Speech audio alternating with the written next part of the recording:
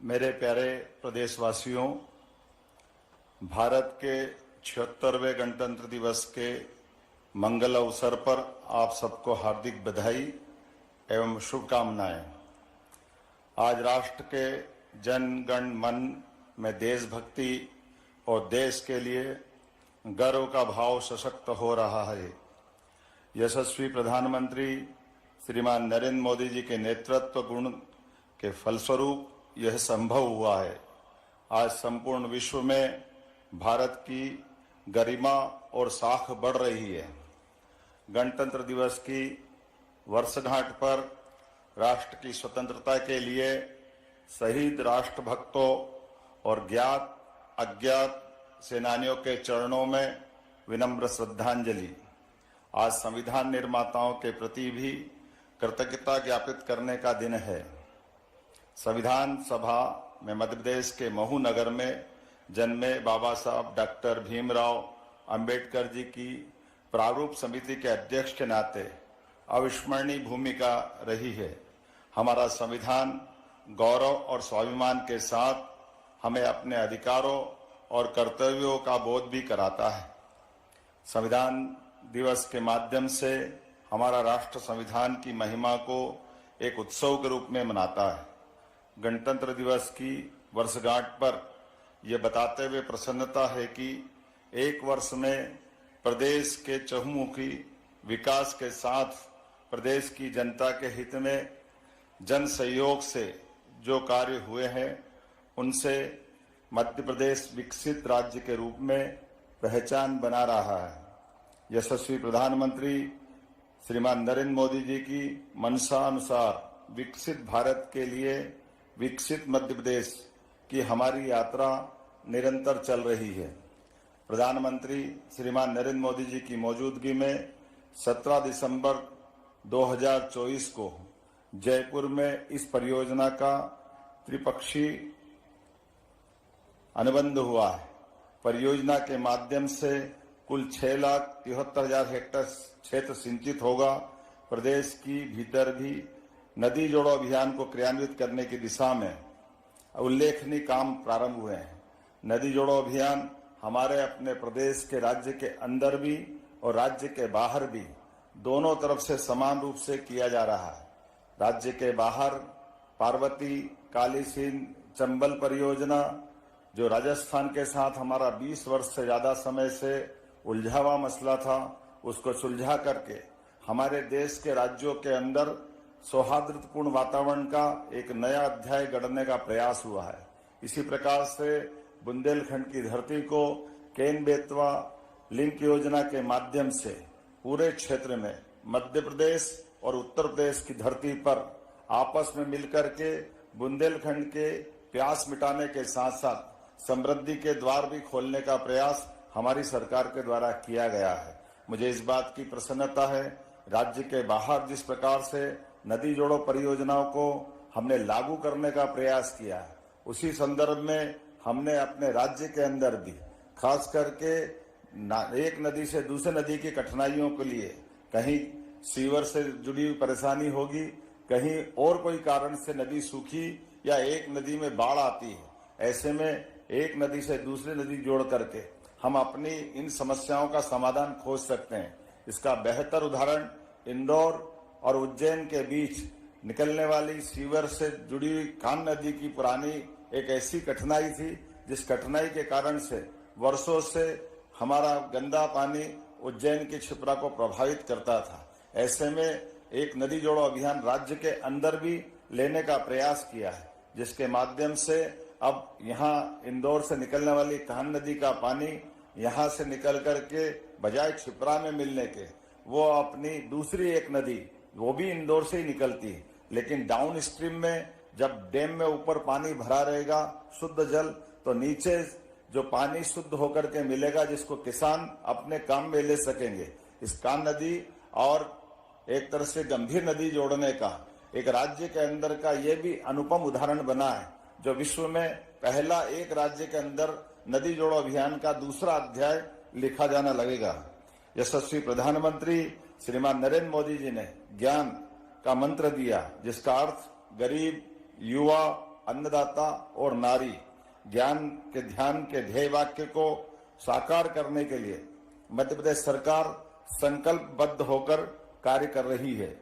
इस मंत्र की सिद्धि में मध्य प्रदेश सरकार ने 4 मिशन युवा शक्ति, गरीब कल्याण, किसान कल्याण और नारी सशक्तिकरण प्रारंभ करने का निर्णय किया है। स्वामी विवेकानंद युवा शक्ति मिशन का शुभारंभ राष्ट्रीय युवा दिवस के अवसर पर किया गया है। यह मिशन युवाओं के स्वप्न साकार होने का माध्यम तो बनेगा ही, साथ ही समाज में सकारात्मक और अपेक्षित परिवर्तन लाने के लिए भी प्रेरित करेगा। गुणवत्तापूर्ण शिक्षा, कौशल विकास और क्षमता संवर्धन, उद्यमिता को प्रोत्साहन और रोजगार, सामाजिक पहल, सामाजिक सद्भाव इस मिशन के प्रमुख स्तंभ है। सरकार 5 वर्ष में युवाओं के लिए 2,50,000 सरकारी नौकरियों में भर्ती करने का लक्ष्य रख रही है। युवा खिलाड़ियों के लिए प्रदेश के सभी 55 जिलों में खेल स्टेडियम निर्माण करने का निर्णय हमारी सरकार के द्वारा लिया गया है।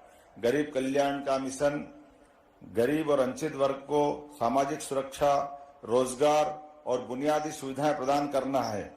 यह मिशन मुख्यतः 3 घटकों यथा बहुआयामी गरीबी इंडेक्स में सुधार, आजीविका सुदृढ़ीकरण और विद्यमान संगठनों के सशक्तिकरण पर केंद्रित है। आदरणीय प्रधानमंत्री जी के नेतृत्व में गरीबों के पक्के घर का सपना प्रधानमंत्री आवास योजना से साकार हो रहा है। योजना में प्रदेश के 36 लाख ग्रामीण और 8 लाख से अधिक शहरी परिवारों को पक्का मकान उपलब्ध कराया गया है। केंद्र सरकार द्वारा निःशुल्क राशन वितरण योजना को वर्ष 2028 तक बढ़ा दिया गया है। भारत सरकार द्वारा जनजाति ग्रामों में 100% सैचुरेशन के लिए धरती आबा जनजाति ग्राम उत्कर्ष अभियान प्रारंभ किया गया है।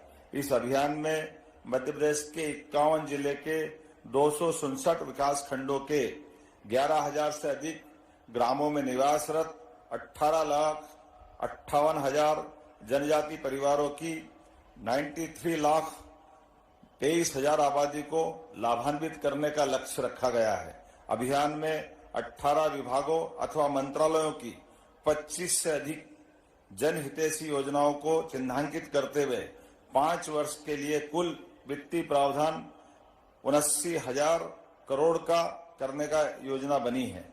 रानी दुर्गावती श्री अन्न प्रोत्साहन योजना में किसानों को 1,000 रुपया प्रति क्विंटल की दर से अधिकतम 3,900 रुपया प्रति हेक्टेयर की सहायता दी जा रही है। 0% ब्याज पर अल्पकालीन फसल ऋण के लिए इस वर्ष 600 करोड़ की राशि का प्रावधान किया गया है। विगत वर्ष में किसानों को समर्थन मूल्य पर उपार्जित गेहूं पर प्रति क्विंटल 125 रुपये का बोनस प्रदान किया गया है। मध्य प्रदेश में कृषि उत्पादन में निरंतर अग्रणी स्थान बनाए रखने की जिद है और मुझे इस बात की प्रसन्नता है, लगातार कृषि कर्मण पुरस्कार जीतते हुए हम अपने इस रिकॉर्ड को कायम रखे हुए हैं। लेकिन अब मुख्यमंत्री सोलर पंप योजना अब प्रधानमंत्री कृषक मित्र सूर्य योजना के नाम से हमने लागू की है, जिसके कारण कृषकों को सौर ऊर्जा के लाभ से लाभान्वित करने के लिए प्रदेश में अस्थायी विद्युत कनेक्शन लेने वाले लगभग 1.25 लाख किसानों को सौर ऊर्जा प्रदान किए जाएंगे। किसानों को अधिक दाम प्रदान करने वाली फसलों को लेने के लिए भी प्रोत्साहित किया जाएगा तथा फसल विविधीकरण को बढ़ावा दिया जाएगा। प्रदेश के सिंचित रकबे को अगले 5 वर्ष में 50 लाख हेक्टेयर से बढ़ाकर 1,100 लाख हेक्टेयर करने का लक्ष्य रखा है। दुग्ध उत्पादन बढ़ाने के लिए मध्य प्रदेश सरकार और राष्ट्रीय डेयरी डेवलपमेंट बोर्ड के माध्यम से MOU हुआ है। वर्तमान में प्रदेश के लगभग 6,000 गांवों में प्राथमिक दुग्ध समितियां हैं। प्रदेश के समस्त गांवों के लिए दुग्ध समितियों को गठन करने का लक्ष्य हमारी सरकार ने रखा है। सांची ब्रांड को और मजबूत किया जा रहा है। मध्य प्रदेश में देश के कुल दूध उत्पादन को बढ़ाकर 20% तक करने का भी हमारी सरकार ने लक्ष्य रखा है। सरकार का प्रयास मध्य प्रदेश को देश की डेयरी कैपिटल बनाना है। राष्ट्रीय डेयरी विकास बोर्ड के अनुबंध से राज्य के पशुपालन एवं डेयरी विभाग के माध्यम से सहकारी प्रणाली भी सशक्त होगी। प्रदेश के सभी जिलों में गौशालाओं का सुचारू संचालन होगा। प्रदेश के बड़े नगरों में आधुनिक गौशालाओं का निर्माण किया जाएगा।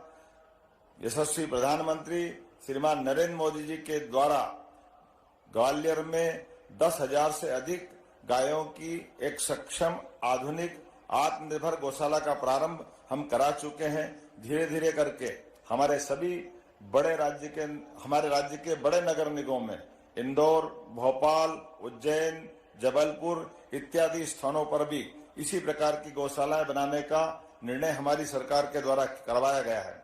मुझे इस बात की प्रसन्नता है, पशुपालकों और किसानों को गौपालन प्रोत्साहन देने के लिए 10 गाय से ज्यादा पालने पर सरकार अनुदान देने का विचार कर रही है।